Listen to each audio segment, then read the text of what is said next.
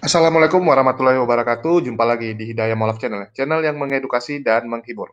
Dan di kesempatan siang ini kita akan kembali membahas tentang Alkitabiah ya, segala hal yang berhubungan dengan Alkitab, dengan wartawan Injil ya, dengan Bang Frans Donald dari wartawan Injil.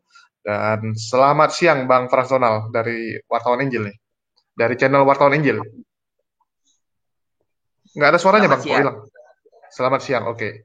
Jadi khusus untuk membedah Alkitab, saya undang Bang Frans Donali karena saya rasa Bang Frans Donali sangat mengerti dan cukup ini ya, cukup bisa menjelaskan tentang pengajaran yang ada di Alkitab.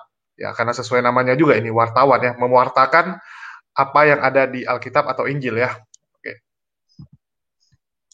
Jadi untuk tema kita hari ini adalah tentang ini ya, kata-kata yang kadang-kadang orang berpikir nih kata umpetan, padahal ini kata-kata yang sesuai dengan Alkitabiah juga ya, masalah kata bajingan, anjing dan ular beludak ini ya.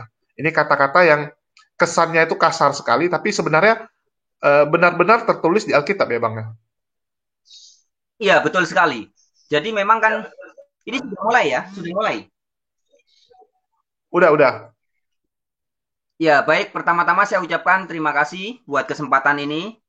Buat yang berbahasa Arab, Assalamualaikum warahmatullahi wabarakatuh. Bagi yang berbahasa Ibrani, Shalom Aleichem. Ya, salam sejahtera buat semuanya. Baik, sahabat-sahabat, dan terima kasih Bang Julius atau Mas Julius ya.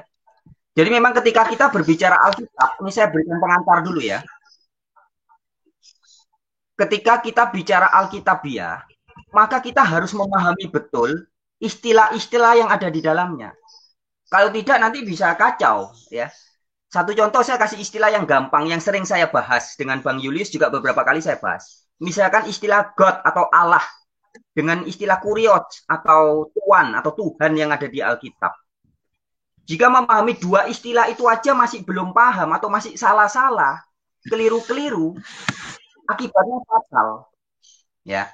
Nah, pada kesempatan ini kita akan membahas bahasa yang lain. Bahasa Alkitab atau istilah yang ada di Alkitab yang menyebut tentang adanya orang bajingan. Itu tertulis jelas di dalam Kitab Bilangan 11 ayat 4 terjemahan Lembaga Alkitab Indonesia. Kemudian ada juga istilah-istilah seperti binatang. Jadi satu hal penting yang harus dipahami, kalau orang mau berbicara tentang kekristenan, ya harus memahami betul istilah-istilah yang ada di dalam Alkitab. Dan istilah binatang ya itu sangat alkitabiah ya. Yesus sendiri disebut sebagai singa, singa dari suku Yehuda. Iblis juga disebut singa, singa yang mengaum ya. Di perjanjian lama juga ada dalam kitab bilangan kitab Daniel ya, simbol-simbol binatang. Nah, kemudian orang Kristen sendiri di dalam Alkitab diidentikan atau disimbolkan dengan domba. Kristen yang palsu atau murid Yesus yang palsu disimbolkan dengan kambing. Nah, jadi hal-hal seperti ini harus dipahami dulu. Kristen sejati domba, Kristen palsu kambing, Yesus singa. Yesus juga disebut anak dombanya Allah. Iblis juga disebut ular, ular beludak atau ular tua. Nah, kemudian guru-guru palsu. Kalau tadi Kristen disebut sebagai domba, Kristen palsu sebagai kambing, maka orang-orang atau pribadi-pribadi yang membahayakan domba-domba ini, yaitu guru-guru palsu, disebutnya sebagai apa? Ada disebut sebagai serigala, ular beludak. Ya, jadi kalau namanya domba di padang gitu ya, lagi digembalakan, binatang-binatang yang membahayakan domba bukan kecoa, bukan buaya, bukan apalagi eh, burung elang, bukan. Maka guru-guru palsu tidak disebut sebagai buaya, bukan ya. Meskipun buaya itu berbahaya juga. Tetapi disebut sebagai apa? Serigala, ular beludak, anjing, anjing buas, dan sebagainya ya. Nah, jadi sebelumnya saya beri ilustrasi begini, Bang Julius.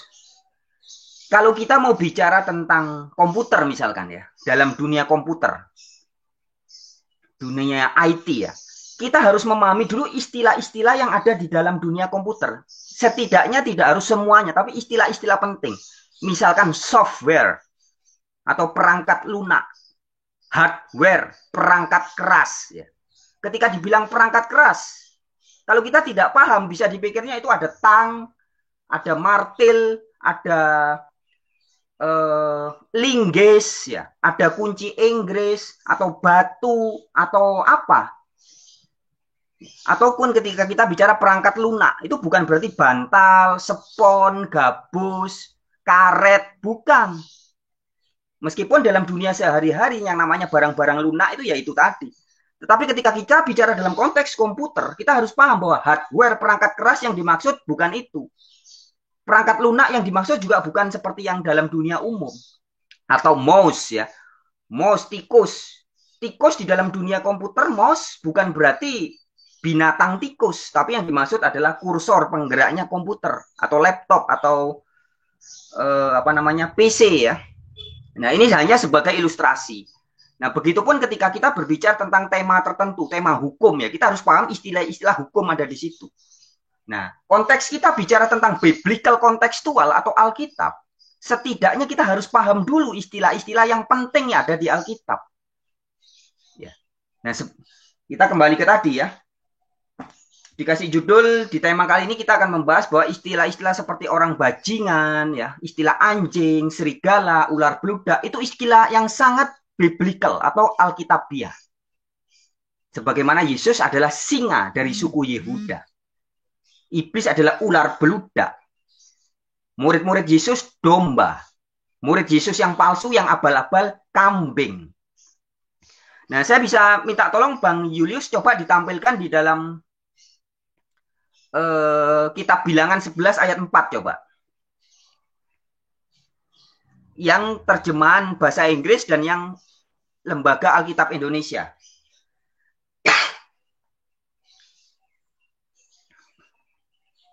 Itu terjemahan apa itu? Yang Lembaga Alkitab Indonesia yang terjemahan baru, yang biasa. Ya, itu ya. Orang-orang bajingan yang ada di antara mereka. Ya, jadi ada orang-orang bajingan di antara mereka. Siapa mereka itu? Ini orang-orang Israel. Di antara orang-orang Israel pada saat itu yang setelah keluar dari Mesir ya, ada orang-orang yang disebut sebagai orang-orang bajingan. Terjemahan oleh Lembaga Alkitab Indonesia. Kalau dalam bahasa Inggrisnya coba dikasih yang bahasa Inggris.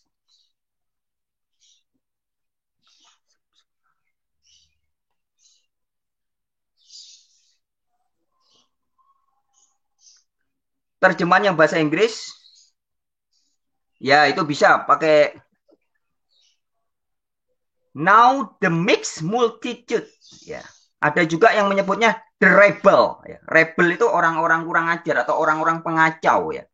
Mixed multitude, orang-orang yang nyampur. Nah, jadi ini ada hubungannya dengan orang-orang yang mempercampurkan antara kebenaran dan ketidakbenaran.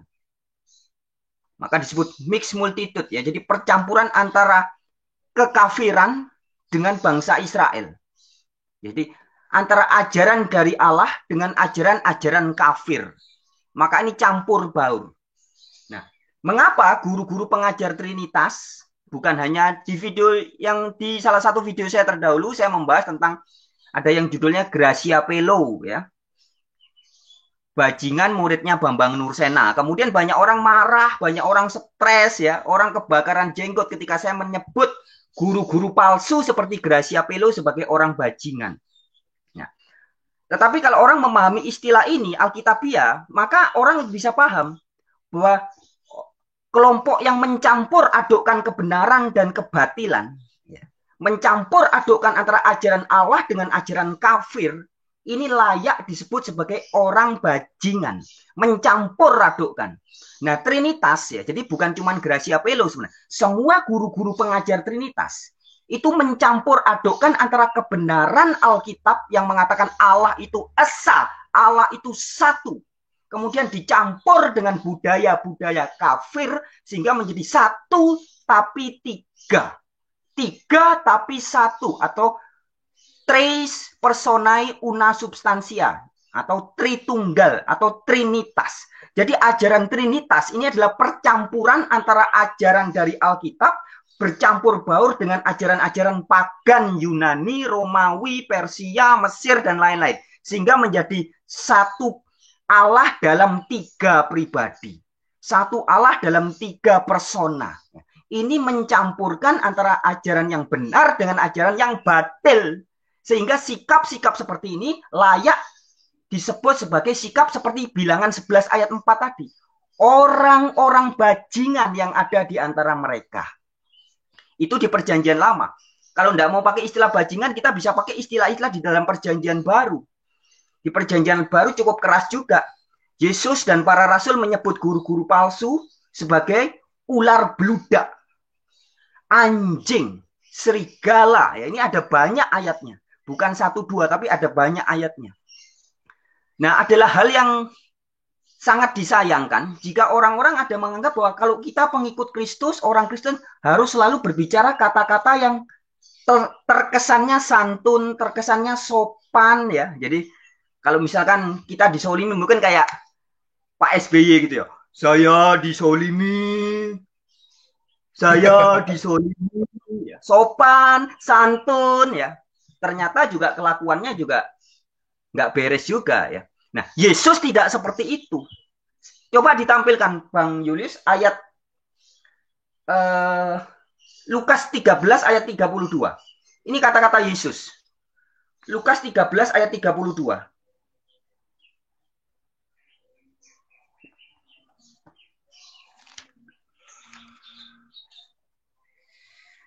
Lukas 13 ayat 32. Mulai dari ayat 31 sampai 32. Perkataan Yesus dalam Injil Lukas 13 ayat 31 sampai 32. Bisa ditampilkan Mas Julius?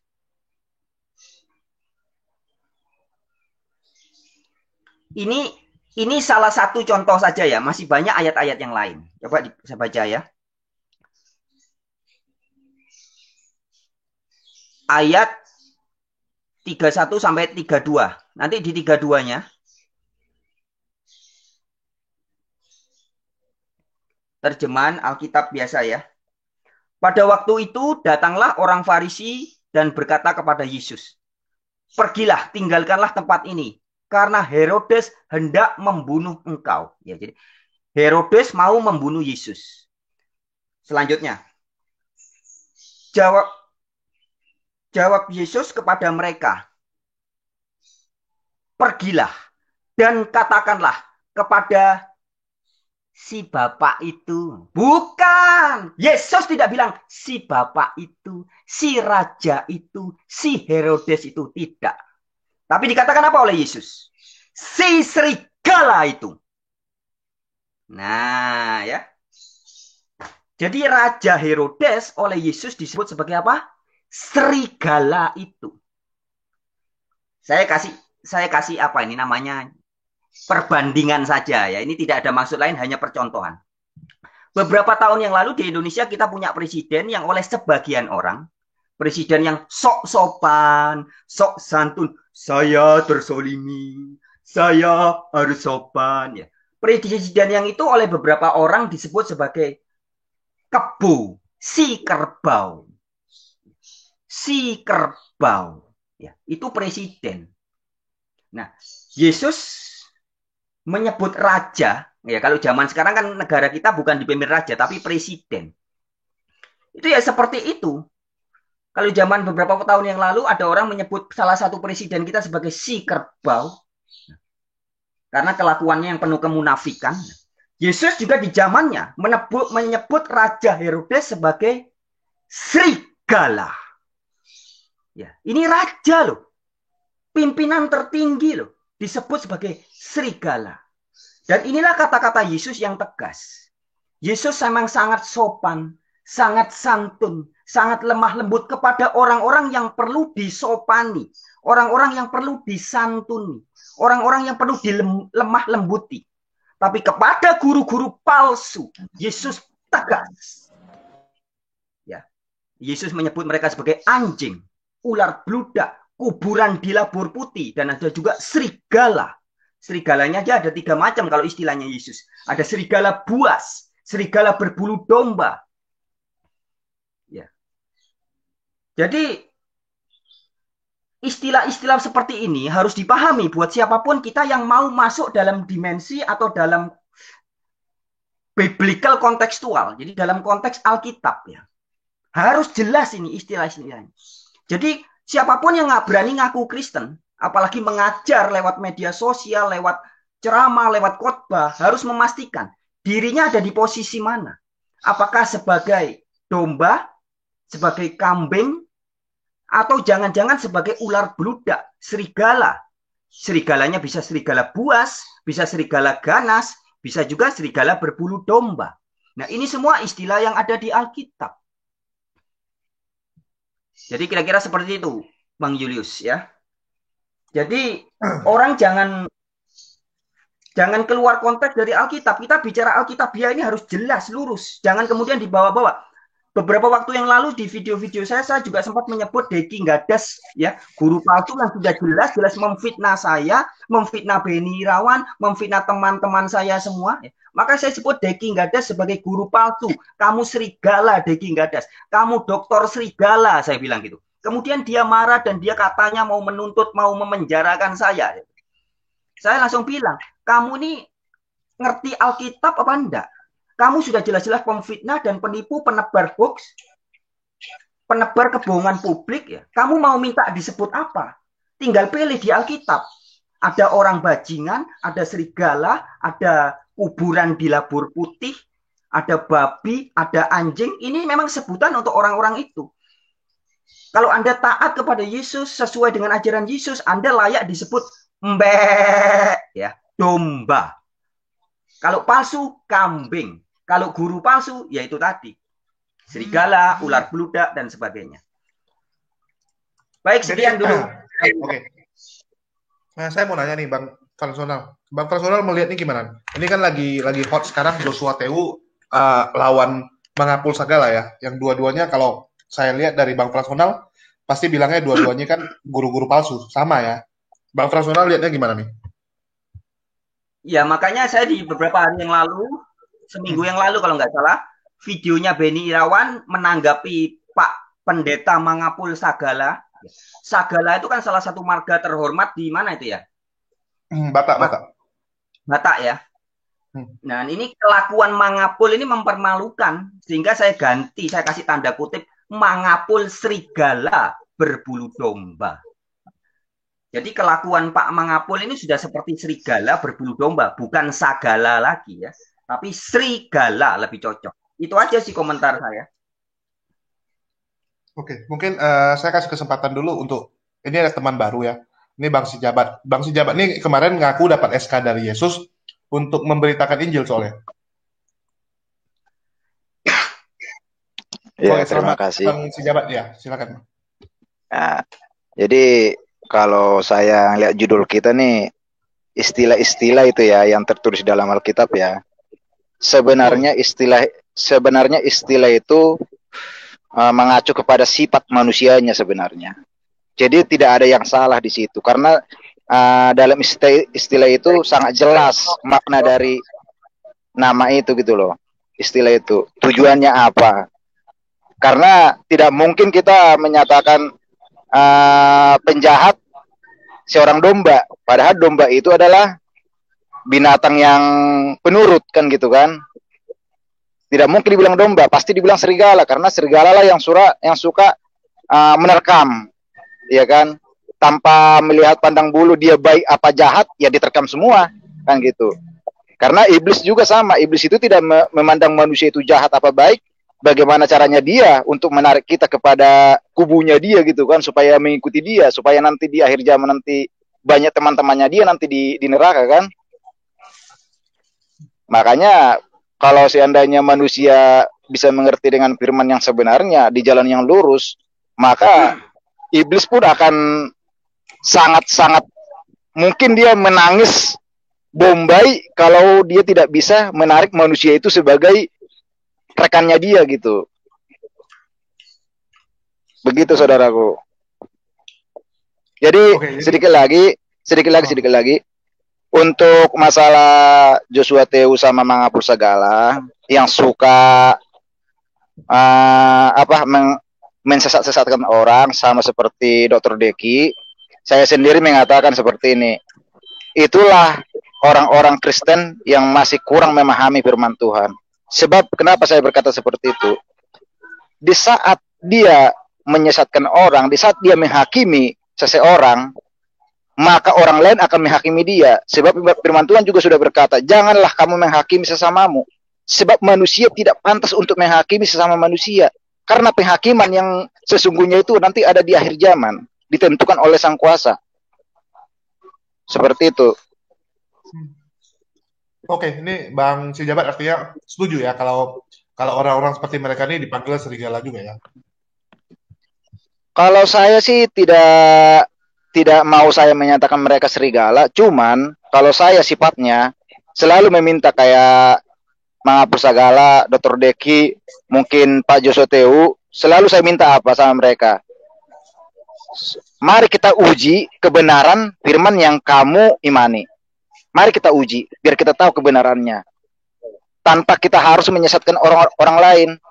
Jangan kita berkata merasa paling benar, padahal diuji lari dari jalurnya gitu loh. Oke, tumben nih Bang Sijabat agak bagus hari ini. Saya terkejut juga nih, shock. Oke. Makasih Bang Sijabat. Mungkin saya lanjut ke Bang Alayubi atau Bang Frans mau tanggapi Sijabat. Ya, terima kasih ya. Saya berikan komentar sedikit ya. Bang Julius, tolong ditampilkan Yohanes 7 ayat 24.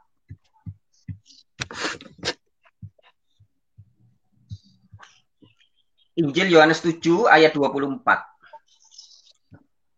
Jadi kita bicara konteksnya ini Alkitab ya. Saya pewarta Injil, saya wartawan mengabarkan hal-hal terkait dengan Alkitab ya. Jadi bukan asumsi-asumsi, tapi kita bicara Alkitabiah. Maka perlu selalu ada menampilkan ayat. Yohanes 7 ayat 24.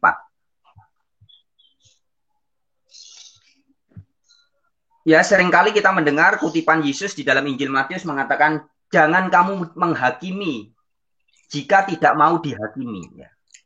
Karena ukuran apa yang kamu ukur kepada orang, itu akan diukurkan kepadamu.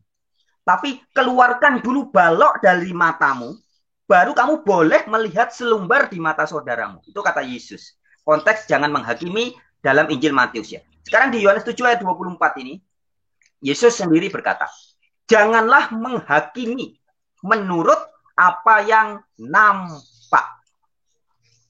Tetapi hakimilah dengan adil. Jadi boleh kita menghakimi orang, sangat boleh. Tetapi harus adil. Ya, maka di Injil Matius Yesus mengatakan, jangan dulu kamu melihat selumbar di mata saudaramu. Apalagi ini kalau ada yang nonton ini orang-orang yang ngaku Kristen, orang-orang gereja ya, saya hanya menyampaikan perkataan Yesus. Jangan kamu melihat selumbar di mata saudaramu. Tapi keluarkan dulu balok dari dalam matamu. Baru kamu bisa melihat dengan jelas kekeliruan orang-orang lain. Nah, maka kita bisa menghakimi dengan adil kalau kita berani membongkar kebobrokan kelompok kita dulu, bahkan membongkar kebejatan kelakuan diri kita sendiri. Baru kita boleh melihat kekeliruan orang lain. Nah, bagi orang-orang gereja, teman-teman yang mengaku-ngaku Kristen ya, saya menghimbau pada kesempatan ini, jangan terlalu sering mengkritik agama lain, agama Buddha, agama Hindu, agama Islam, dan agama-agama lain. Sebelum Anda dan saya berani membongkar kepalsuan-kepalsuan, kesesatan-kesesatan, kebobroan-kebobroan, hoax-hoax dan penipuan-penipuan yang ada bertebaran di dalam agama Kristen sendiri. Ya, kalau sudah berani membongkar kebobroan-kebobroan gereja yang penuh kemunafikan, berani terus terang mengatakan kesesatan dogma-dogma gereja tertentu, sudah berani terang-terangan membongkar kesesatan kelompoknya sendiri, baru bisa melihat selumbar di dalam agama lain. Nah, maka Yohanes 7 tadi mengatakan, jangan menghakimi menurut apa yang nampak, tapi hakimilah dengan adil. Bagaimana kita bisa menghakimi dengan adil? Kita harus berani melihat balok di depan mata kita sendiri. Kita harus berani melihat, kalau dalam itu kan kata-kata Yesus, kalau dalam peribahasa bahasa Indonesia kan juga ada. Kuman di seberang lautan tampak, tapi gajah di pelupuk mata tidak tampak. Ya, itu sama seperti perkataan Yesus nanya ya. Wah, jangan terlalu sering kita melihat kesalahan-kesalahan orang lain, kesalahan-kesalahan kelompok lain, sebelum berani menelanjangi kebejatan-kebejatan pribadi kita, kebobroan-kebobroan pribadi kita. Kita berani mengakui segala dosa-dosa dan kemunafikan kita, baru kita bisa melihat selumbar di mata orang lain. Nah, kemudian soal sebutan kitab, tadi disinggung ya, ada Joshua Tewu, kemudian Mangapul Serigala, dan yang lain-lainnya. Jadi menyebut sesat itu sebenarnya sangat alkitabiah, ya. Sangat biasa banget di Alkitab. Ya. Sesat itu kan berarti keluar jalan. Yesus sendiri banyak menyebut orang sesat. Bahkan muridnya Yesus ketika ditegur oleh Yesus, kamu sesat. Jadi muridnya Yesus sendiri oleh Yesus ditegur, kamu sesat. Itu sebab kamu tidak mengerti kitab suci maupun kuasa Allah. Kamu sesat. Jadi istilah sesat itu biasa. Nah, masalahnya adalah ketika Bambang Nursena, Gracia Pelo, Deki Gadas, dan guru-guru pengajar Tritunggal menuduh saya, teman-teman saya, Beni Irawan, orang-orang Unitarian, juga teman-teman Saksi Yehova dituduh sebagai sesat, sebagai bidat. Nah, tuduhan itu yang harus dipertanggungjawabkan secara alkitabiah. Kalau tidak bisa mempertanggungjawabkan, maka akan kembali. Ya, jadi tuduhan itu akan berbalik kepada diri mereka sendiri. Satu contoh, ketika saya bidat atau sesat, karena saya tidak percaya Tritunggal, nah, maka dengan gampang kami tinggal membalik. Saya bilang, saya percaya satu-satunya Allah yang benar hanya Bapa. Loh, dari mana saya tahu? Dari mana Unitarian tahu bahwa satu-satunya Allah yang benar hanya Bapa? Dari perkataan guru kami, yaitu Yesus Kristus. Yohanes 17 ayat 1-3. Bapa, engkaulah satu-satunya Allah yang benar. Nah, jadi ukurannya firman Kristus. Siapapun boleh menuduh saya sesat. Dan saya juga bisa menuduh orang sesat.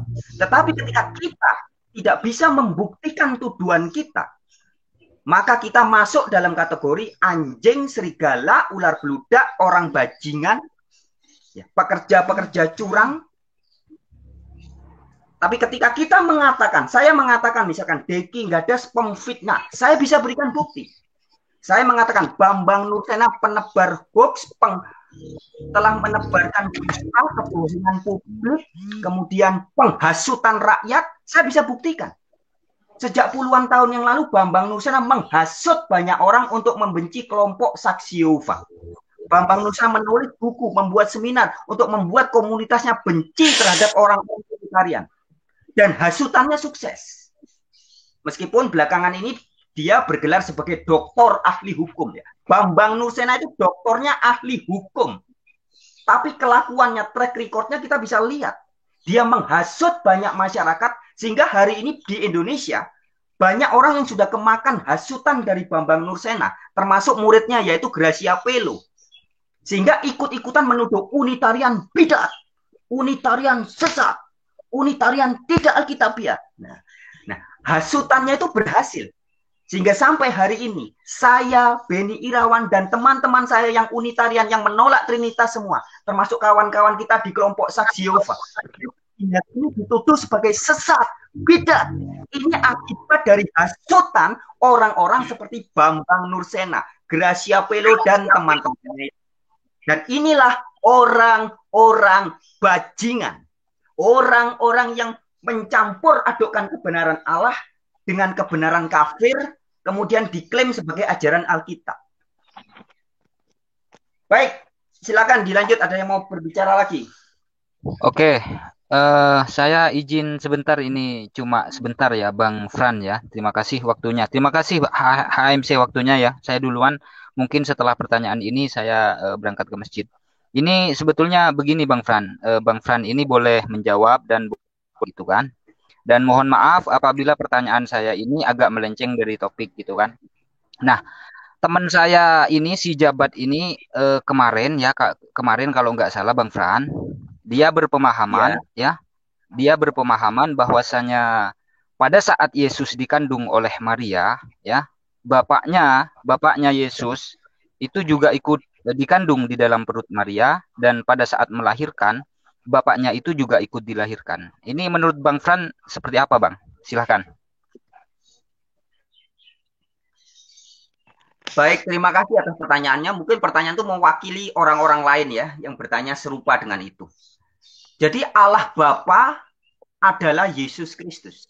Maka ketika Allah Bapa mau menyelamatkan manusia, dia menjadi bayi masuk ke rahimnya Maria. Ya. Inilah salah satu ajaran hasil dari asumsi pola pikir manusia yang tidak mengerti kitab suci. Sudah sangat jelas di dalam kitab-kitab perjanjian lama dikatakan Allah, God is not a man. Allah bukan manusia, bukan laki-laki. Allah bukan anak manusia. Tetapi kalau orang tidak memahami ayat-ayat seperti ini, maka bisa berasumsi liar. Dikatakan Bapa, yaitu Yesus itu sendiri, atau Bapak bersama Yesus, lahir, masuk di rahimnya Maria, dikandung di dalam rahimnya 9 bulan, keluar kemudian berubah menjadi manusia, pura-pura jadi manusia, ya. 100% manusia, 100% Allah. Nah, ini semua doktrin-doktrin hasil dari imajinasi kesesatan pikir manusia yang tidak mengerti kitab suci. Jadi orang sesat ada, kalau menurut Yesus adalah, Yesus berkata, kamu sesat, sebab kamu tidak mengerti kitab suci maupun kuasa Allah. Itu tertulis ya di Injil Matius. Jadi orang Sebentar. sesat adalah orang tidak mengerti kitab suci maupun kuasa Allah. Nah, dianggap Allah kuasa itu menjelma menjadi manusia. Padahal kitab suci mengatakan Allah mengutus, Allah mengirim utusannya, bukan menjelma jadi manusia. Ya, sebentar saya mau luruskan ini. Sebentar ya, Bang. Jadi gini, waktu Allah turun dalam rupa manusia, yang berubah jadi manusia itu bukan Allahnya. Allah itu tetap roh. Yang berubah itu adalah firman-Nya yang menjadi manusia. Ya kan? Makanya waktu Yesus disalibkan dia berkata apa? Ibu, inilah anakmu, inilah ibumu. Makna dari anak di situ bukan berarti anak secara manusia kita pada umumnya, ibu di situ pada umumnya. Anak di situ menyatakan anak dalam daging. Ibu di situ artinya apa? Ibu. Kenapa Yesus berkata inilah ibumu? Bahwa Yesuslah yang menyertai Bunda Maria, hidupnya Maria. Karena apa? Yesus itu adalah Allah sendiri, rohnya. Ya. Makanya banyak ayat yang mengatakan Yesus berkata bahwa supaya kamu percaya bahwa akulah dia. Banyak kata-kata kiasan yang diucapkan Yesus yang perlu kita maknai sebenarnya di situ. Jadi bukan berarti contohnya Yesus itu Bapak itu anaknya Maria, bukan. Yang dikatakan anak di situ yaitu tubuhnya, firman yang menjadi manusia itu. Hanya perantara, itu pun hanya perantara. Sedikit pun dari bagian tubuhnya Maria tidak ada yang masuk ke dalam tubuhnya Yesus di situ.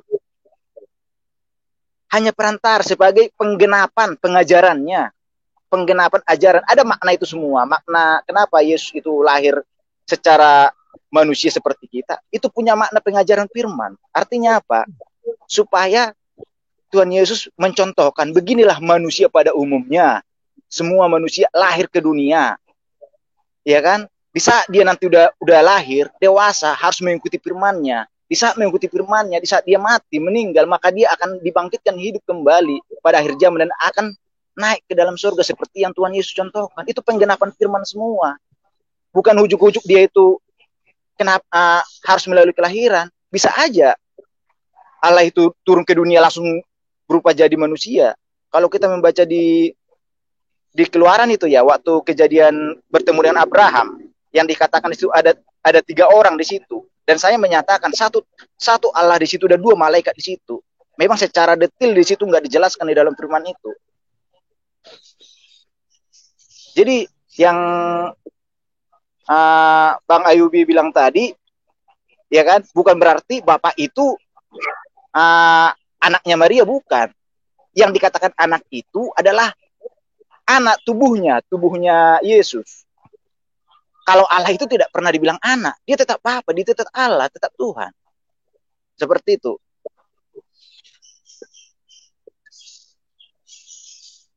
Baik, saya tanggapi ya. Saya akan tanggapi argumen tadi. Intinya, Yesus utusan Allah atau Allah itu sendiri. Menurut banyak guru-guru Trinitas, termasuk Anda, ya Bang, Anda kan ingin pokoknya Yesus harus Allah. Saya tahu pemikiran Anda. Ya.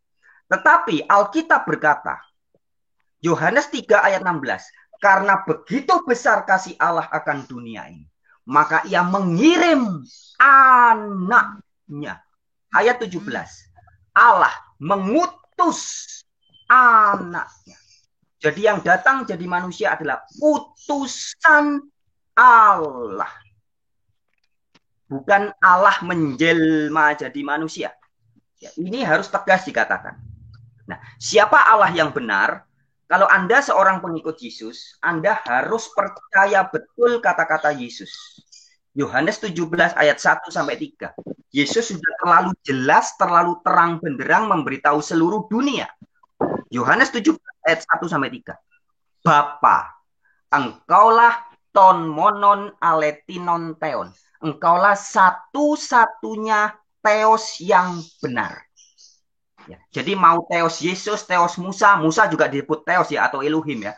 Iblis di 2 Korintus 4 ayat 4 juga disebut teos ya. Kemudian hakim-hakim di perjanjian lama juga boleh disebut Allah. Para malaikat juga bisa disebut sebagai para Elohim. Mazmur 82 ayat 1, ayat 6 dan lain sebagainya. Banyak sekali di Alkitab itu pihak-pihak yang bisa disebut sebagai teos atau Elohim atau God atau Allah atau ilah. Banyak. Di mana ayatnya? 1 Korintus 8 ayat 6. Memang ada banyak yang disebut teos, baik di sorga maupun di bumi. Jadi ada banyak. Jadi Anda mau nyebut Yesus sebagai teos, silakan. Yesus sebagai Allah, silakan. Sebab penerima dan penyampai firman dalam Yohanes 10 ayat 34 sampai 35 ditulis memang penerima dan penyampai firman boleh disebut teos. Maka Musa dalam Keluaran 7 ayat 1, Musa juga disebut Elohim atau Allah.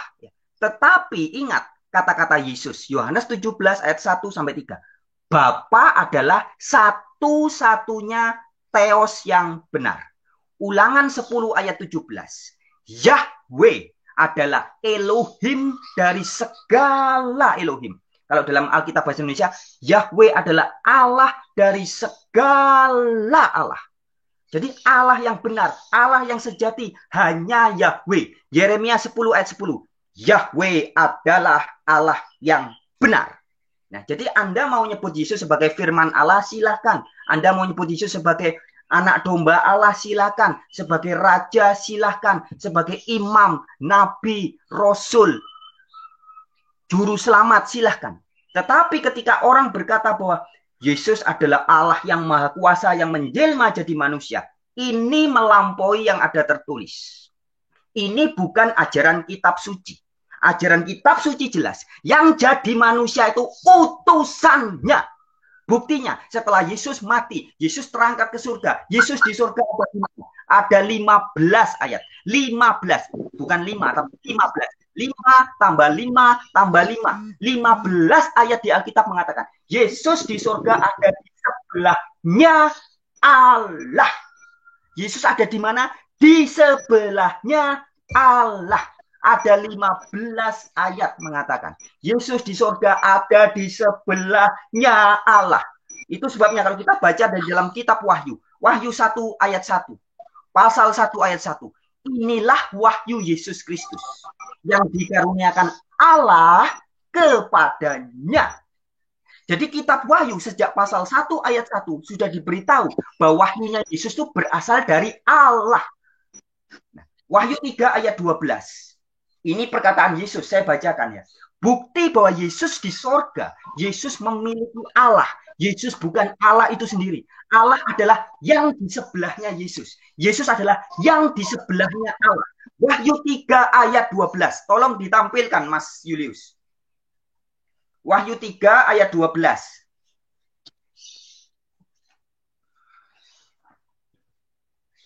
Ya, ini untuk membantah, mengkoreksi, menyatakan kesalahan orang-orang yang masih ngotot berkata, Yesus ya adalah Allah itu sendiri. Nah, kalau kita memperdebatkan Yesus saat jadi manusia, sebelum jadi manusia, itu panjang lebar nanti. Tapi kita lihat saja, Yesus setelah di surga, setelah bukan manusia, dia bagaimana? Dalam 15 ayat Alkitab dikatakan, Yesus ada di sebelahnya Allah. Salah satunya di Kisah 7 ayat 55, Kisah 7 ayat 56. Dan sekarang kita lihat di Wahyu 3 ayat 12. Mana tadi ayatnya? Wahyu 3 ayat 12. Ini perkataan Yesus.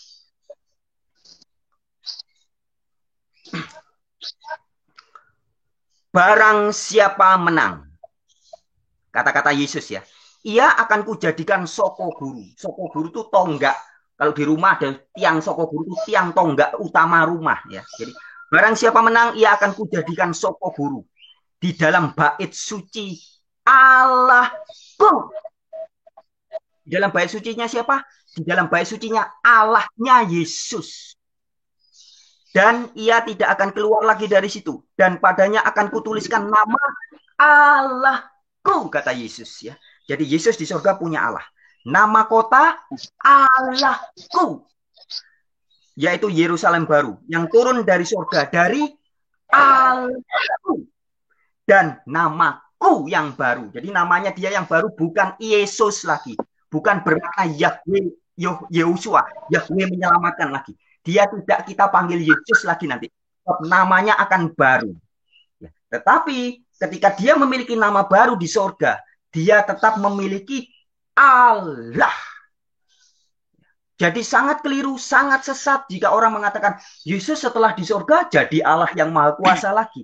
Ini sesat. Ya. Bang, sesat. Sedikit, ya. Bang, sedikit saya boleh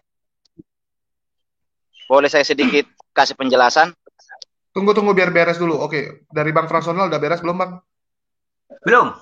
Saya mau beritahu teman-teman mengajarkan Trinitas ya, seperti Bang siapa yang barusan itu. Jabat. Anda tidak perlu penjelasan. Anda baca Yohanes 17 ayat 1 sampai 3. Itu ayat tidak untuk dijelaskan, tidak untuk diterangkan, tapi ayat itu untuk dipercayai. Yesus bilang, satu-satunya Allah yang benar adalah Bapa. Anda cukup percaya saja. Tidak usah ngalor ngidur, tidak usah merusak makna ayat itu. Jangan bilang satu-satunya Allah yang benar memang Bapa. Tapi Yesus juga Allah yang benar. Roh Kudus juga Allah yang benar. Itu penipuan publik. Yohanes 17 ayat 1 sampai 3. Tidak butuh penjelasan dan penerangan apapun. Hanya butuh dipercaya dan ditaati. Jadi saya wartawan Injil. Saya bukan pendebat, saya tidak ngajak orang berdebat, tapi saya mewartakan, saya memberitakan kebenaran Alkitabiah. Percaya orang mau percaya kata-kata saya, atau tidak percaya silakan. Itu bukan masalah saya, itu masalah Anda kalau nggak percaya. Saya memberitakan kata-kata Yesus, sekali lagi kata-kata Yesus. Menurut satu-satunya yang benar hanya Bapa. Kalau menurut Bambang Nursena, Allah yang benar adalah Bapa, Putra, Roh Kudus. Dan Anda mau percaya, silakan. Tapi saya hanya mengingatkan seluruh dunia. Kalau Anda pengikut Kristus, percayalah kata-kata Yesus. Jangan kata-kata Frans Donald Bebek. Jangan kata-kata Gracia Pelo. Jangan kata-kata Bambang Gentolet. Jangan kata-kata Deki Gragas. Jangan kata-kata Joshua Tewu. Jangan kata-kata Mark Mengapul Sagala. Jangan kata-kata Beni Irawan. Jangan. Percayalah kata-kata Yesus saja. Kalau Yesus bilang satu-satunya Allah yang benar hanya Bapa, percayalah.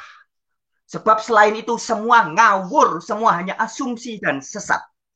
Dan yang saya Frans Donald sampaikan adalah persis seperti perkataan Yesus. Perkataan Frans Donald bukan berasal dari dirinya sendiri. Saya mengatakan bahwa satu-satunya Allah yang benar Bapa bukan berasumsi, bukan mereka-reka, tapi saya cuman mengatakan kembali apa yang ada tertulis di Alkitab. Saya wartawan, berita wartanya sudah ada, tinggal saya sampaikan kembali bahwa satu-satunya Allah yang benar adalah Bapa. Menurut siapa? Menurut Yesus Kristus. Anda mau percaya atau tidak, itu masalah Anda, bukan masalah saya. Baik, sekian Bang Julius. Oke, mungkin saya lanjut ke yang lain aja ya. Oke, Bang Sijabat udah. Ini ada teman yang lain, ada Bang, aduh ini saya bingung panggilnya. Ini ya Bang Romo apapun jadi saya aneh. Ini namanya jadi bebek aku sayang kamu pula. Oke, jadi ada Bang Ferry juga, ada Bang DM Channel. Mungkin dari Bang DM Channel ada mau tanggapan? Bang DM? Bang, saya tanggapin dulu sebentar, Bang. Enggak, ini bukan lagi diskusi gitu, Bang. Ini lagi memang Bang Frans Donald. Enggak, biar jelasin sekali. Maksud saya gini, biar nanti nggak salah paham dengan apa yang saya sampaikan. Masalah juga juga. Ya, kalau ada waktu baru saya kasih. Kalau masih ada waktu baru saya kasih. Kalau enggak, kita terpaksa kasih orang lain, Bang. Karena waktunya Bang terbatas. Hari ini juga. Kami juga mau Jumatan, Bang. Saya beruntung sekali bisa masuk. Ya, saya beruntung sekali bisa masuk ya, sebab saya ini selalu mengikuti Bang Frans Donald. Saya senang sekali dengan penjelasan dia ya. Karena saya juga banyak mengkaji tafsir ya, terutama Yesus dalam perspektif Al-Quran. Jadi murid-muridnya. Jadi saya melihat ini ajaran hampir mirip dengan golongan Hawariyun, 12 murid dari Yesus itu ya. Gini, mengenai bahasa. Memang gini, kitab itu dia bukan kasar ya, lugas namanya. Lugas ini secara secara perspektif psikologi, karena saya S2-nya psikologi ya. Dia memang ini adalah suatu metode pendidikan sebenarnya. Jadi kita menempatkan pengucapan terhadap seseorang itu ya, bagaimana dengan pengucapan itu memberikan pengajaran baginya. Makanya Rasulullah Shallallahu Alaihi Wasallam itu mengatakan ya, sombong terhadap orang sombong itu sedekah katanya. Jadi sombong terhadap orang yang sombong itu adalah sedekah katanya. Dan Al-Quran juga ya, itu kalau kita lihat dalam pengistilahan kepada orang baik dia begitu bagus pengucapannya. Contoh misalnya penggunaan kata min aja lah ya. Kalau min itu selalu disandarkan kepada hal-hal yang baik. Tapi kalau an ya sama-sama artinya sama-sama dari, tapi dia sandaran an ini kepada yang buruk. Kalau min itu yang baik. Kemudian Rasulullah juga kalau misalnya mengucapkan mulut-mulut mereka, kalau orang yang nggak baik itu dia bukan famun tapi afwaihim. Moncong mereka. Jadi dia bukan mulut tapi moncong ya. Afwahim ini isim tafdil dari famun. Kemudian kafir juga. Itu kan ada disebut kafirun, ada kufar ya. Kalau yang kafirun itu lembut sebenarnya. Kafirun itu jamak ya, yang lembut artinya orang kafir yang dia berlaku baik. Tapi kalau kufar ini orang kafir yang dia memerangi, yang memerangi. Tapi kalau dia yang hidup toleransi itu kafirun. Kemudian Allah juga memang nggak menyukai kata yang kasar. Dalam surah Nisa ayat berapa tuh ya, awal juz 6 itu la yuhibbullahul jahra bisu'i minal qawli illa man zulim. Allah tuh nggak menyukai kata-kata yang kasar illa man zulim, kecuali orang yang dizalimi. Tapi ada pengecualian juga. Artinya ada pengecualian. Jadi kita nggak boleh berkata kasar. Bisa dicepatkan nggak biar semua kebagian? Iya, oke. Bang, mungkin saya itu aja. Saya sebenarnya surprise bisa gabung. Karena ini sebenarnya saya ngejar sholat Jumat. Tapi saya sempatkan masuk. Oke, itu aja Bang. Terima kasih. Assalamualaikum. Waalaikumsalam warahmatullahi wabarakatuh, Bang DM. Oke, saya lanjut. Mungkin Bang Ferry. Ya, boleh tanggapi sedikit ya? Oh, boleh. Silakan, Bang. Ya, tadi terima kasih Bang, siapa itu ya yang mau sholat Jumat. Terima kasih atas tanggapannya. Ya, saya hanya memberikan komentar bahwa tadi di awal sudah saya beritahu, saya berikan sebuah ilustrasi analogi ya. Kalau kita mau bicara tentang dunia komputer, kita harus paham istilah-istilah penting. Tidak semua, tidak harus ngerti semua, tidak. Tapi istilah-istilah penting yang ada dalam dunia komputer, kita harus paham. Nah, demikian juga tadi hari ini barusan yang memberi komentar, memberi contoh ya. Di dalam Al-Quran juga ada istilah-istilah, misalkan orang-orang kafir. Jadi ini istilah, jadi kalau orang menyebut seseorang sebagai kafir, itu Al-Quran atau Qur'aniyah. Dengan Al-Quran. Kafirun juga, ada juga orang-orang beriman disebut mukmin. Ini istilah-istilah Al-Quran. Nah, harus dipahami dalam kerangka kesadaran pemahaman Artinya, tidak boleh kemudian, karena makna dari kata kafir itu, dan kalau bahasa Inggrisnya cover ya, orang yang menutup hati, menutup pikiran dari kebenaran. Maka tidak bisa kita mengatakan, jangan kamu mengkafir-kafirkan orang. Nggak bisa secara Al-Quran. Kalau mau secara bernegara, secara bangsa, budaya, ada tertentu alergi dengan kata kafir, silahkan. Tapi kalau bicara konteks Islam, harus ada kafir dan tidak kafir. Ada kafirun dan bukan kafir. Ini very clear. Jadi tidak bisa melarang orang-orang jangan ngomongin kafir, jangan menuduh orang kafir, nggak bisa. Begitupun ketika kita bicara konteks biblical, kontekstual Alkitab. Kalau mungkin di budaya tertentu, istilah baik dianggap ngeri, menyeramkan, apa kayaknya negatif banget ya. Ya silakan. Tapi dalam konteks Alkitabiah, bilangan 11 ayat 4, istilah bajingan ini adalah orang-orang kurang ajar, orang-orang pengacau, dan orang-orang yang mencampur adukkan antara kebenaran dan kebatilan. Jadi ini istilah Alkitab. Begitupun ketika Yesus menyebut guru palsu sebagai serigala, ular beludak, kuburan di labur putih, anjing. Ini harus dipahami dalam konteks kerangka Alkitab. Jangan kemudian baper, stres, mewek, nangis gara-gara disebut bajingan, padahal kelakuannya memang kurang ajar. Kelakuan orang-orang seperti Gracia Pelo saya sebut sebagai orang bajingan. Karena kelakuan tindak dia sendiri yang membuat dia layak disebut bajingan. Dia mencampur adukkan kebenaran Alkitab dengan kebenaran kafir. Dan kemudian dia memfitnah, memberikan penghasutan kepada banyak orang untuk membenci saya, membenci Beni Irawan, membenci Unitarian, membenci teman-teman Saksi Yehova. Kalau tidak mau disebut bajingan, saya suruh nyari kata di Alkitab yang mana. Ya saya pakai istilah di Perjanjian Baru. Kalau kamu tidak mau disebut bajingan, hai Gracia Pelo, Deki Gadas, dan kawan-kawan, saya sebut kamu guru palsu, ular beludak, kuburan di labur putih, anjing, serigala. Itulah yang terjadi. Baik, terima kasih. Silakan lanjut. Oke, Bang Ferry, silakan Bang. Shalom. Salam sejahtera untuk semua ya. Terima kasih kesempatan. Saya sangat setuju apa yang dikatakan oleh Bro Donald ya. Jadi apa yang tertulis dalam Alkitab dan apa yang Yesus katakan itu adalah benar-benar dari firman Tuhan. Tapi ada dua pertanyaan yang saya mau tanyakan kepada Bro Donald. Bisa? Boleh, bisa, silakan. Ya? Oke, pertanyaan pertama dulu ya. Apakah Bro Donald percaya bahwa Yesus adalah Tuhan dan Juru Selamat dan dia mati disalib kemudian bangkit pada hari yang ketiga dan naik ke surga? Kemudian dia akan datang kembali sebagai Raja. Saudara percaya tidak? Percaya kan Tuhan, pengertian Tuhan kamu yang salah Ferry gitu. Udah jelas kok dari awal ya, ini ulang-ulang gitu. Ya, saya minta tanggapan dari Bro Donald. Percaya ya, tidak? Itu pertanyaan pertama ya. Kemudian pertanyaan yang kedua. Pertanyaan yang kedua adalah apakah orang yang menyangkal Yesus sebagai Tuhan dan Juru Selamat dan tidak mengakui bahwa dia mati di kayu salib, bangkit, kemudian naik ke surga adalah termasuk guru-guru palsu, nabi-nabi palsu? Saya kira itu pertanyaan saya. Dua. Oke, silakan. Baik, saya jawab. Ya, pertanyaan pertama.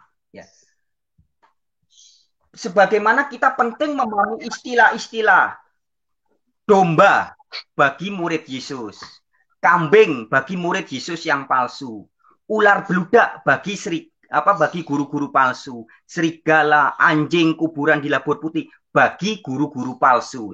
kita juga penting memahami istilah yang lebih penting dari istilah-istilah tadi, yaitu kata Tuhan dan kata Allah yang ada di Alkitab.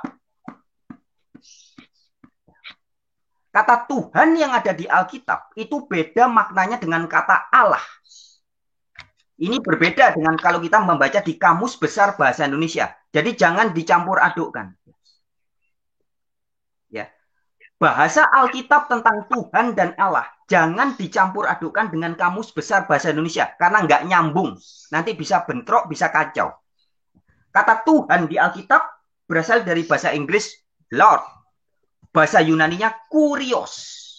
Siapa yang bisa disebut sebagai Kurios? Abraham atau Ibrahim oleh Sarah, oleh istrinya disebut sebagai My Kurios. Tuhanku. Abraham adalah Tuhannya Sarah. Itu tertulis di kitab Perjanjian Baru. Abraham adalah Lordnya Sarah. Kemudian Pontius Pilatus juga disebut sebagai Lord, sebagai Tuan atau Tuhan. Tetapi bukan disebut God atau Theos atau Elohim, bukan. Nah, jadi intinya yang ingin saya sampaikan, kalau orang belum paham kata-kata atau istilah Allah dan istilah Tuhan yang ada di kitab Perjanjian Baru, nanti pertanyaan-pertanyaannya bisa muncul kayak gini. Apakah Anda percaya Yesus adalah Tuhan dan Juru Selamat? Sudah jelas di Alkitab bukan 1, 2, 3, 4, 5. Tapi ada banyak ayat mengatakan bahwa Yesus adalah Tuhan. Yesus adalah Lord. Yesus adalah Kurios. Itu jelas. Jadi kalau ada orang bertanya lagi, Pak Frans Donald atau wartawan Injil, apakah Anda percaya Yesus adalah Tuhan? Sepertinya orang yang bertanya itu belum memahami makna dari yang dia tanyakan. Sehingga dia masih bertanya. Saya dulu pernah seminar ya tahun 2008 atau 2009 di Gedung Muhammadiyah Jakarta Selatan dengan almarhum Bapak Insan Mukoginta. Saya diundang. Sebelumnya beberapa bulan sebelumnya Pak Insan memborong buku-buku saya. Ada 2 judul buku saya diborong, dibagi-bagi ke teman-temannya. Kemudian saya diundang untuk seminar. Nah, di seminar di Gedung Muhammadiyah Jakarta Selatan tahun 2009 atau 2008, saya kurang ingat persisnya. Di situ saya paparkan tentang makna kata Tuhan yang melekat kepada Yesus Kristus. Dan setelah saya jelaskan panjang lebar, di depan sekitar 300 audien yang 99% adalah umat muslim, sebagian besar berjilbab. Saya tanya gini, jadi Yesus adalah Tuhan. Semua yang pakai jilbab itu mengatakan Yesus adalah Tuhan. Loh kok bisa?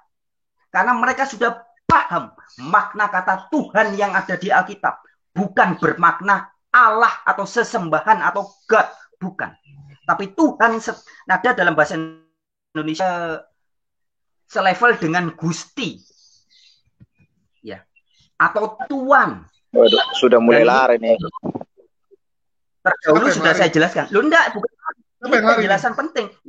Ini udah pernah kita bahas dan pernah di video sebelumnya. Anda mungkin nonton di playlist. Ya, kita ada bikin playlist khusus tentang pengajaran dari Bang Frans Donald. Dan ini jelas gitu. Ada buktinya semua lengkap. Sejarah penulisan Tuhan dari kata Tuhan juga ada gitu. Sejarahnya ada kok. Itu fakta. Betul. Tapi gini Bang. Tapi gini Pak Sijabat. Saya lanjutin biar cepat. Silakan Bang. Saya menjawab. Pertanyaan kedua belum dijawab. Pertanyaan kedua belum dijawab. Iya. Jawab. Pertanyaan pertama saja belum selesai. Pertanyaan pertama belum selesai, Bang Ferry. Ini kan dipotong sama si Jabat tadi. Ya. Sekarang saya silakan, Bang. Yesus jelas adalah guru dan Tuhan saya. Ayatnya di mana? Yohanes 13 ayat 13. Iman saya sama persis dengan iman Paulus. 1 Korintus 8 ayat 6. Bagi kita hanya ada satu Allah saja, yaitu Bapa. Bla bla bla bla bla bla. Dan satu Tuhan saja, atau satu Lord saja, satu Tuhan saja. Boleh saya interupsi? Boleh. Boleh. Tunggu dulu. Kamu kok suka kali interupsi? Orang belum beres jelasin. Jadi sepertinya dari pertanyaan Anda belum bisa membedakan perbedaan antara kata Tuhan dan Allah. Ya. Jadi saya percaya Yesus Tuhan saya, bukan Allah saya. Allah saya sama persis dengan Allahnya Paulus, yaitu Bapa. Jadi Bang Sijabat, Anda harus tahu dulu Tuhan kecil, Tuhan tulisan huruf kecil sama Tuhan huruf besar. Ini Anda nggak tahu. Itu Anda baca Alkitab, itu Tuhan tuh ada dua. Satu Tuhan huruf kecil, satu huruf besar. Kalau huruf kecil itu untuk panggil Yesus. Kalau huruf besar itu untuk terjemahan dari Allah atau Elohim gitu. Oh, salah, Oke, salah bro. Anda begitu. Bro, langsung saja salah. pertanyaan kedua. Langsung saja pertanyaan kedua. Oke, silakan Bang Frans. Bang, pertanyaan, apakah saya percaya Yesus juru selamat? Jelas. Dikatakan di Alkitab dalam surat Yudas 25 katakan Allah yang esa juru selamat kita through him kalau bahasa Inggris, melalui Yesus. Jadi Yesus itu adalah perantara Allah dalam menyelamatkan manusia. Ayatnya di mana? 2 Timotius 1 ayat 5. Ya. Allah itu esa dan esa juga perantara antara Allah dengan manusia, yaitu Yesus Kristus. Nah, jadi Yesus itu perantara Allah dalam menyelamatkan. Jadi juru selamat yang asli itu hanya Yahweh. Dan Yesus adalah perantara Yahweh. Kalau lebih baca di dalam kitab saya juga dijelaskan.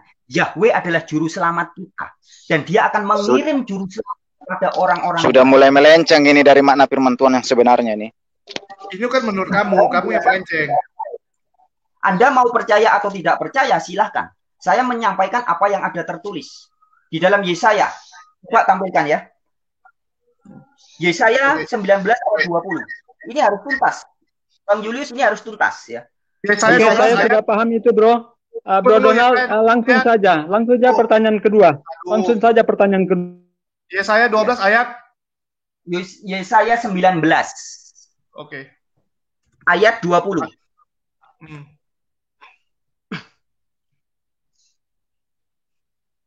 Yesaya 19 ayat 20. Ini tentang juru selamat yang dikirim oleh Yahweh.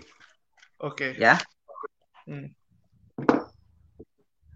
Baik, saya baca ya. Itu akan menjadi tanda kesaksian bagi Yahweh semesta alam. TUHN yang huruf besar semua itu dari salinan dari nama Yahweh ya. Beda jadi dengan yang huruf kecil.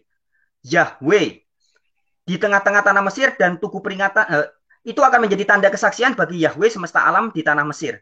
Apabila mereka berseru kepada Yahweh oleh karena orang-orang penindas, maka ia akan mengirim seorang juru selamat kepada mereka yang akan berjuang dan akan melepaskan mereka. Jadi juru selamat itu dikirim oleh Yahweh. Nah, Yesus adalah juru selamat yang dikirim oleh Yahweh. Yohanes 3 ayat 16. Karena begitu besar kasih Allah akan dunia ini, maka ia mengirim anaknya. Ayat 17, Allah mengutus anaknya. Jadi Yesus juru selamat jelas. Yesus adalah Tuhan. Ya, itu pertanyaan pertama. Sekarang kita ke pertanyaan kedua. Apakah orang yang tidak percaya Yesus sebagai Tuhan, sebagai kurios, sebagai juru selamat, maka bisa disebut sebagai guru-guru palsu? Orang tidak percaya. Sorry bro, ada tambahan yang tidak mengakui Yesus mati di kayu salib, bangkit dan naik ke surga. Apakah mereka juga guru-guru palsu dan nabi-nabi palsu? Itu maksud saya. Ya, itu sudah saya tulis, ya, itu sudah saya bahas di video saya di channel Wartawan Injil ya. Jadi silakan buka di channel Wartawan Injil. Saya ingin penjelasan sekarang, bro. Saya ingin penjelasan sekarang. Saya kalau penjelasan lebih jelas silakan buka di channel Wartawan Injil. Tapi penjelasan singkat pada saat ini saya katakan Yesus betul-betul mati di kayu salib. Itu tertulis di Alkitab bukan 1, 2, 3, 4, 5, 6, 10 ayat. Bukan. Tapi ada puluhan ayat. Yesus dibangkitkan hidup kembali. Bukan 1, 2, 3, 10 ayat. Ada lebih dari 30 ayat yang mengatakan Yesus dihidupkan kembali. Yesus dibangkitkan kembali. Nah, karena penonton channel ini ada teman-teman muslim juga. Izinkan saya mengutip ayat-ayat Al-Quran juga. Di Al-Quran juga dikatakan bahwa Isa Al-Masih pernah mati, pernah lahir, mati, dan dibangkitkan hidup kembali. Ya, kalau pembahasan tentang An-Nisa 157 yang ditafsirkan bahwa Yesus atau Isa Al-Masih tidak disalibkan, ya, itu bisa juga di channel Wartawan Injil. Saya membuktikan bahwa An-Nisa 157 tidak mengatakan bahwa Isa tidak mati disalib. Tidak. An-Nisa 157 hanya menyampaikan bahwa orang Yahudi tidak membunuh dan tidak menyalibkan Yesus. Dan An-Nisa 157 benar bahwa orang Yahudi tidak pernah menyalibkan Yesus. Sebab yang menyalibkan Yesus adalah orang Romawi. Atas otoritas dari penguasa Romawi. Dan siapa yang mengotak intelektualnya? Di dalam Alkitab dikatakan bahwa yang membunuh Yesus itu sebenarnya siapa sih? Baca Lukas 22 ayat 3. Iblis yang membunuh Yesus. Dengan cara ngomong ngojok-ngojok Yudas bersepakat dengan tokoh-tokoh agama dan kemudian eksekutornya adalah orang-orang tentara Romawi. Jadi Yesus jelas mati disalib, dibangkitkan kembali oleh Allah. Dan itu tertulis baik di Alkitab dalam banyak ayat maupun di dalam kitab suci Al-Quran. Di Al-Quran yang mengatakan bahwa Isa betul-betul mati dan diangkat ke surga ada beberapa ayat. Tapi yang mengatakan bahwa Isa disalib tidak ada. Ya. Nah, itu saya jelaskan di dalam pengetahuan Injil. Oke, thank you bro, itu jelas ya. Jadi jelas sekali ya. Jadi orang yang tidak mengakui lu yang nggak ngerti baca jangan nuduh orang, bahaya nih. Dari jelaskan dari awal jangan menuduh-nuduh orang, nanti tuduhan yang sama dikasih ke kamu kebingungan gitu. Standar yang sama. Jadi jelas ya, orang yang disalib itu. Tunggu. Jadi jelas ya. Ini saya yang tidak mengaku Yesus disalib itu adalah. Nggak ada ya. Saya terpaksa ini turunkan. Saya lanjut nih, Bang Romo, ada yang mau ditanyakan nggak? Kalau nggak saya mau tutup karena udah jam segini juga. Iya Bang, ada sedikit. Karena udah jam segini juga. Ya sedikit saja Bang. Bang Frans ini tidak percaya ya kalau Yesus itu adalah Tuhan.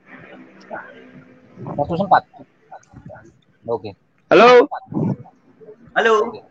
Ya goyang-goyang dulu Bang. Goyang dompet dulu dah. Iya. Dari pertanyaannya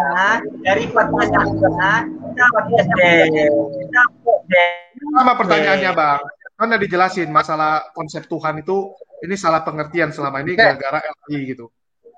Saya terakhir boleh? Silakan Bang Alibi. Ya, Bang, nanti kasih nomor saya sama wartawan Injil ya. Biar WA saya nanti. Nggak ada nomor WA kamu aja nggak ada gitu. Kemarin ada saya masukin. Ini bukan coba ini saya ya. Ini di live chat ya nomor saya. Kalau nggak ditulis deh. 0812. Tulis aja di live chat. Tulis saja. Oke. Soalnya banyak yang mau saya luruskan di sini. Saya ini ya Bang Fran tidak mau masuk kepada bahasan penyaliban ya. Tentang bahasan penyaliban ini memang tidak akan habis-habis antara keimanan Muslim dengan keimanan Kristen itu sendiri kan. Nah, tema lain. Ya? Itu topik lain kali aja dibahas. Sekarang kita kembali enggak. Saya tidak masuk ke itu, Bang. Karena kan kita beda iman, tentunya kita beda persepsi kan seperti itu. Masalah penyaliban kan.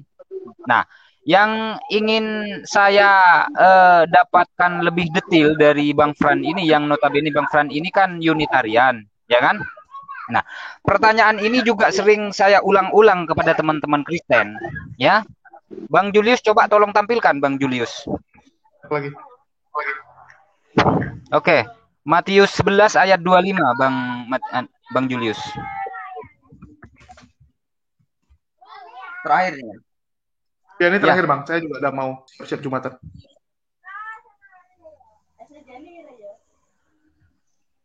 Sudah saya kirim ya nomor saya ya. Ya, oke. Romo simpan ya Bang Jabat. Oh, siap. Oke. Bang Julius, kecil tulisannya, Bang Julius. Ya, saya bacakan aja deh. Oke. Saya bacakan ya. Matius 11 ayat 25. Perkataan Yesus. Aku bersyukur kepadamu Bapa, Tuhan langit dan bumi. Karena semuanya itu engkau sembunyikan bagi orang bijak dan orang pandai. Tetapi engkau nyatakan kepada orang kecil. Nah, pertanyaannya apa? Nah, yang pertanyaan ini saya sempat pertanyakan kepada Pastor Yusuf Manubulu dan Pastor Aliuddin. Pertanyaan saya begini, Bang. Jika Yesus bersyukur kepada Tuhan langit dan bumi, yaitu Bapaknya, yang saya pertanyakan adalah Yesus ini Tuhan di mana gitu. Nah, bagus pertanyaannya. Ya. Jadi, saya jawab sekarang ya. Ya, langsung Bang. Jadi memahami kata biru, ini saya kasih ilustrasi ya. Memahami kata biru itu bagi bangsa Indonesia umumnya berbeda dengan orang Madura. Orang Madura menyebut warnanya daun itu biru daun. Ya, tidak ada kata hijau di dalam kamus kebiasaan sehari-hari orang Madura. Semua jadi hijau, biru, biru. Ya. Nah, saya orang Madura, Bang. Nah, bagus, betul ya. Ini sekedar ilustrasi. Ini sekedar ilustrasi. Nah, bagi teman-teman muslim, sobat-sobat muslim, kalau membaca Al-Quran yang disebut sebagai Rob itu pasti yang dimaksud juga Allah atau ilah. Ya. Tetapi bagi budaya Alkitab, kata Tuhan atau kata Tuhan atau kata Lord atau kata Gusti itu bisa menunjuk kepada banyak pihak. Maka jawabannya adalah Ulangan 10 ayat 17. Tolong ditampilkan Bang Yulis biar cepat. Ulangan 10 ayat 17. Jadi saya jawabnya pakai ayat ya. Ulangan 10 ayat 17.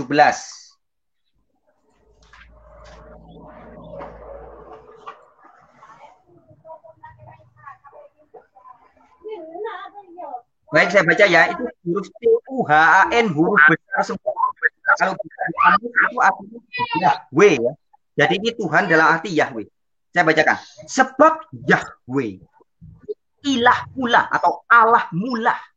Allah segala Allah. Kalau bahasa aslinya ini nggak ada huruf besar kecil. Sama. Elohim dari segala Elohim ya. Dan Tuhan atau Tuhan segala Tuhan.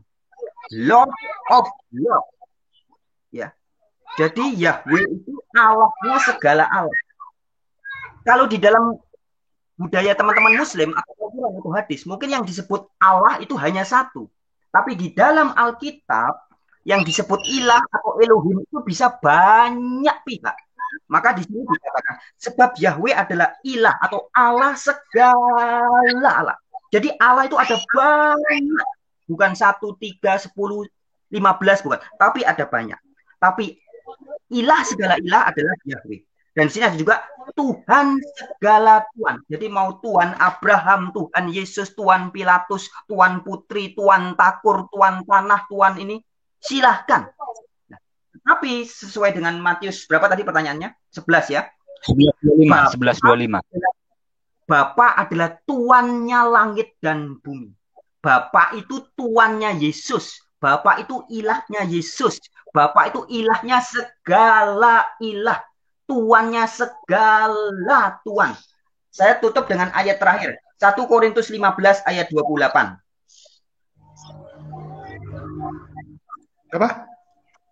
Ayat terakhir menjawab pertanyaan ini. 1 Korintus 15 ayat 28. 1 Korintus 15 ayat 28.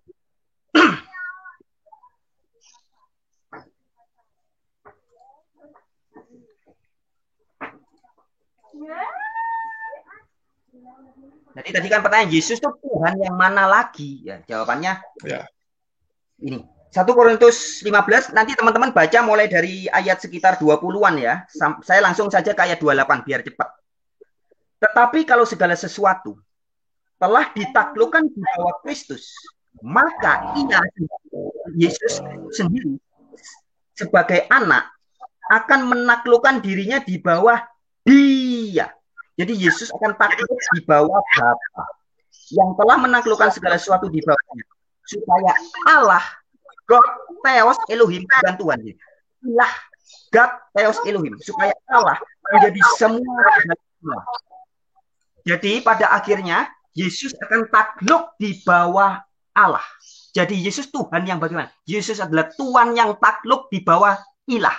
Tuhan itu Tuhan, ilah itu sesembahan. Jadi Yesus dan Yesus dan Bapa beda. Yesus itu Tuhan. Allah Bapa adalah sesembahan. Yesus akan takluk di bawah sang sesembahan, yaitu Ulangan 10 ayat 17 tadi. Yahweh adalah ilah segala ilah, Tuhan segala Tuhan. Baik, demikian penjelasan saya. Oke, udah jelas ya. Jadi cukup, saya rasa udah cukup jamnya juga biar semua sempat beres-beres. Gimana? Terima kasih buat semuanya. Oke, makasih nih Bang Fransonal dan semua teman-teman yang udah naik ya. Jangan lupa hubungin saya ya. WA. Oh, habis itu jangan lupa ya, ini jam 6 kita ada kesaksian juga di kisah MC ya. Oke. Makasih nih buat Bang Fransonal, Bang Alayubi, Bang Sijaba, dan teman-teman lainnya. Makasih untuk waktunya dan selamat, saya nggak tahu teman-teman udah Jumatan semua ya, tempat saya yang belum. Oke, selamat siang dan yuk, selamat Jumat. Selamat Jumatan nih, saya siap-siap dulu. Yuk, bye-bye. Jangan lupa WA.